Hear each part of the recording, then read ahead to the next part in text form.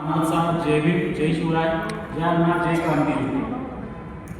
मित्रांनो, या व्यवस्थेमध्ये शहाण्याचं शहाणपण जास्त काळ टिकू दिलं जात नाही. मी माझ्या कवितेचं शीर्षक सांगतोय. माझ्या कवितेचं शीर्षक आहे होय तुला थोडं वेड व्हायचं आहे. खरं तर ही कविता माझी नाही, आपल्या सर्वांची ही कविता आहे. कारण कविता ही कवीच्या मनातून पेनात येईपर्यंत कवीची राहते, पेनातून पानावर आली की ती सर्वांची होते. माझ्या कवितेचं शीर्षक आहे होय तुला थोडं वेड व्हायचं.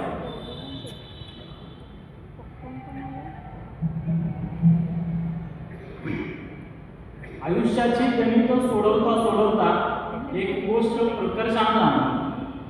आयुष्याची गणित सोडवता सोडवता एक गोष्ट प्रकर्षानं जाणवली. सांकल कानाखाली मारून अंतर्मनानं एक गोष्ट सुनावली. होय तुला थोडं वेळ व्हायचं.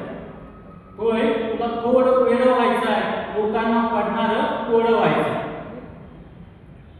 प्रवाहात तुलाही राहायचं आहे, प्रवाहात तुलाही राहायचं आहे, शर्यतीत तुलाही धावायचं आहे.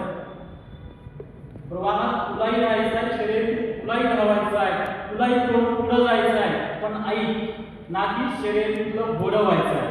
तुला थोडं वेळ व्हायचं आहे, लोकांना पडणारं कोडं व्हायचं आहे. तुला थोडं वेळ व्हायचं आहे, लोकांना पडणारं कोडं व्हायचं आहे. किती दिवस बसणार आहेस? किती दिवस बसणार आहेस? नापीक जमीन कसणार आहेस? किती दिवस बसणार आहेस? नापीक जमीन कसणार आहेस? अंकुराच्या आशेवर किती दिवस बसणार आहेस? किती दिवस बसणार आहेस? नापीक जमीन कसणार आहेस? अंकुराच्या आशेवर किती दिवस बसणार आहेस? या जगण्याच्या स्पर्धेत साम कधी तू हसणार आहेस? आता तुला हसायचं आहे. आता तुला हसायचं आहे, कारण तुला थोडं वेळ व्हायचं आहे, लोकांना पडणारं कोडं व्हायचं. धन्यवाद.